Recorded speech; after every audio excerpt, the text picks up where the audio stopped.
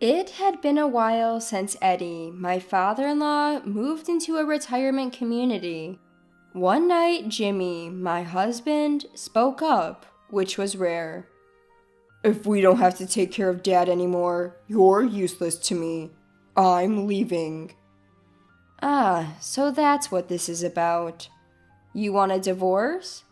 Jimmy nods silently. I had been putting up with Jimmy's terrible behavior ever since he blamed our infertility on me. I decided to accept the divorce. "I'll give you all the money we've saved together for your poor self." With that, Jimmy left and moved back to his parents' home. After the divorce was finalized, I got a call from my ex-husband Jimmy. "You were planning to set me up, weren't you?" At this point, he had lost his home, savings, and job. My name is Nina Dowell. I'm almost 35. I married Jimmy, my childhood friend, who is a year younger than me, 10 years ago. We're currently renting an apartment and living together. We grew up in the same neighborhood and played together since kindergarten. Jimmy's family was wealthy, and they lived in a mansion. We used to play hide and seek there. The place was so big that when Jimmy couldn't hide anymore, he would run to me crying, "Nina, Nina." I fondly remember how adorable he was, following me around. When I was in first grade, Jimmy envied my new backpack. "Let me borrow your backpack." He would borrow it and wear it with a big smile on his small back. A year later, when he got his own backpack, he started showing it off to me. I thought that was cute too. Jimmy outgrew me in height when I was in 4th grade. By then, he had become a basketball player and was good at academics. I used to get presents and cards from him every Valentine's Day. Around that time, I started getting jealous of the girls around Jimmy. I didn't realize it then, but now I know it was love. My first love. Years passed, and when Jimmy and I were in high school, he suddenly confessed his feelings. We started dating. After graduating from college and working for about 2 years, we decided to get married. Looking back, I've known Jimmy for a long time. My mother-in-law had already passed away, and my father-in-law was living alone in a big house. I would visit Jimmy's family home a few times a week to keep Eddie company and help him with chores. I often helped with shopping in the evenings. Eddie had always treated me like a daughter since I was little. I was fond of him and called him Eddie as if he were another father to me. I never thought he would actually become like another father to me. We both worked and had a joint bank account to save money for when we had kids. That said, I was worried because we couldn't have children. I'm already 35, which is generally considered an age for high-risk pregnancy. "You're getting older. Maybe it's time to give up on having kids?" Lately, Jimmy has been blaming my age for our inability to have children, and he's become disinterested in trying. Despite being hurt by his words, I still wanted a child with the man I love. I wished he would at least accompany me to medical checkups and be as informed about it as I am. "Go to the hospital yourself. I'm busy with work." When did my husband become like this? Is it since he started working and coming home tired every day? He's become cold towards me. Jimmy is a salesman, so maybe he's stressed from work. I try to make home a relaxing place for him, but it doesn't seem to resonate. As March was coming to an end and Easter was approaching, I asked Jimmy, "Where are we going for Easter this year?" He simply said, "I have to work," and went to his room. Since Jimmy would be away for work, I decided to visit both my parents and Jimmy's parents. My parents and my brother lived together happily. Because my brother stays with them, I only visit a few times a year, but they always welcome me warmly. "I'm home." "Welcome back. Good to see you." I decided to confide in my mom about our struggles to conceive. She gently held my hand and told me, "Don't rush." Her words lightened my heart a bit. Thanks, Mom. Time flew by as I relaxed at my parents' house. It was already evening and I had to go home to prepare dinner. I'm leaving now. Come back anytime. Home is always warm. I returned home feeling fulfilled and waited for Jimmy. He came home around 7 p.m., but he had already eaten dinner and went straight to his room. I ate a hamburger alone and put Jimmy's portion in the fridge. I was so happy during the day, but now I feel like crying. I wondered where I went wrong, but couldn't figure it out. Did I ever neglect Jimmy? Did I ever say something cold to him? Thinking negatively is a bad habit, so I decided to go to bed early. When I woke up the next morning, Jimmy had already left. I hadn't heard he would leave so early, so I couldn't see him off. The hamburger from last night was gone. He must have eaten it this morning. The empty plate was left in the kitchen. I've been telling myself that Jimmy is tired from work, but I work too, and I'm starting to feel like I can't take it anymore. Since it's my day off, I headed to Jimmy's parents' house in the morning. Welcome! Eddie greeted me warmly. Are you about to have breakfast? He hadn't eaten yet, so while Eddie prepared some bread and coffee, I made scrambled eggs and cooked bacon.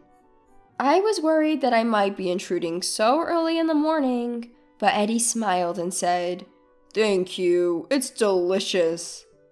It's been a while since someone complimented my cooking, and it feels really good. Jimmy used to enjoy my cooking, but he hasn't said anything like that in years. I'm glad you like it, Eddie. Since I could spend my day off at Eddie's, we chatted and watched TV until the evening. We even got excited talking about a TV show we both like. You like that show too, Nina? Eddie and I have quite similar tastes. I decided to prepare not just lunch and dinner, but also some meals for Eddie to keep. Thank you so much for doing all this, he said multiple times as he saw me off, warming my heart. On my way home, I saw something shocking. Jimmy was coming out of an arcade, dressed in a suit. Maybe he finished work early because of Easter and stopped by. That thought crossed my mind, but I couldn't shake off my unease. The next morning, I decided to follow him to see where he was going. I felt guilty for doubting Jimmy and thought about turning back several times, but he ended up going to the same arcade as yesterday. Jimmy is lying to me. The realization hurt. When he came home that night, I confronted him about what I'd seen. Were you really at work? Please be honest. I tried to ask as gently as possible, but Jimmy didn't apologize. Instead, he raised his voice. We used to have some money to spend freely, but now we don't because we're saving for the future. But that's for our future children. At your age, you can't have kids anymore. I want to stop saving and enjoy the present. His words left me stunned, a mix of surprise and sadness. I couldn't find the words to respond. The conversation ended there. Jimmy sighed and went to his room. It was clear he wasn't thinking about our future. A few weeks later, I got a call saying Eddie was injured. I rushed to the hospital, but Jimmy said he was too busy with work to come. Eddie's injury wasn't serious, but it led to the decision for him to move into a retirement community. Eddie himself suggested it. I don't want to be a burden on you, Nina. I told him it wasn't a burden, but I also realized I couldn't be there for him all the time because of my work. I helped Eddie with the paperwork and preparations for moving into the retirement community. How is Jimmy doing lately? He seems busy with work. That's all I could say. Eddie seemed to sense something, but didn't press further. Jimmy hadn't visited his parents' house for a while and didn't help with any of the preparations. A few days later, the day came for Eddie to move into the retirement community. I accompanied Eddie to the retirement community early in the morning. It was already hot outside, and I was sweating after just a short walk. Jimmy was off work today, but he said, "You going alone is enough," and left for somewhere else. "Nina, you've been a real help. Thank you." "I'll visit you again on my next day off." Eddie smiled warmly at me. One evening, after some time had passed since Eddie moved to the retirement community, Jimmy surprisingly initiated a conversation. "So, now that Dad's in the retirement community, you don't have to take care of him anymore, right?" I tilted my head, not understanding what Jimmy was getting at. Jimmy continued, serious-faced. "You're unnecessary. I'm leaving this house." Ah, I see. So, you want a divorce? Jimmy nodded silently. Ever since he blamed me for not being able to have children, my feelings for him had cooled. I easily accepted the divorce. We started discussing property division, including our shared bank account. I'm not good at these kinds of conversations, but they're unavoidable. That's when Jimmy said, "I'll give you all the money we saved together." Jimmy seemed to have strange confidence because his family is wealthy. As we proceeded with the divorce, Jimmy moved back to his parents' home. Goodbye. Yeah. It felt so anticlimactic, considering we'd spent so much time together since we were young.